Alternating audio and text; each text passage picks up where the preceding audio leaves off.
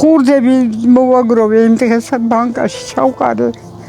იწავიღე პური მითი ვიყიდე. პროდუქტი პირველი შეგვიჭის ძალიან პროდუქტი და წამლები შვილო, წამლებში უკვე ეს პენსიები აღარ არის.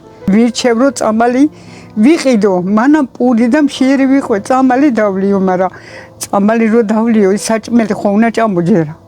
ვეღარ ავხედავ, საჭმელსაც ვეღარ ვარჩევ უბრალოდ. დიალეზი ვარ, თითქმის ვიმატუხებ.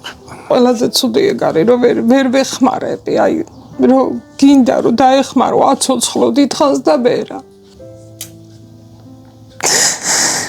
გივი 76 წლისაა. ის დაბრმავდა. ახლა კი თირკმელების თითქმის აღარ მუშაობს. სიცოცხლისთვის მას რეგულარულად სჭირდება დიალიზი. გივი გორის მუნიციპალიტეტის სოფელ ტყვიავში ცხოვრობს. დიალიზისთვის კი ხაშურში უნდა წავიდეს. ოჯახს არც მანქანა და არც ტაქსის ფული აქვს. გივის ქალიშვილი არ მუშაობს. ის მარტოუვლის ორივე მშობელს. დედამისი ოლღა 86 წლისაა. ფეხზე ძლივს დგას. რამდენჯერმე დაეცა და ხელი მოიტეხა. 2.5 პენსიით ცხოვრობს და საკვების, სწავლებისა და გივის მგზავრობის ხარჯებს ვეღარ აუდიან. გთხოვთ დაეხმარეთ და გააზიარეთ. შესაძლოა სწორედ თქვენი გაზიარებით გამოჩნდეს ადამიანი, რომელიც გივის დღეს დაეხმარება.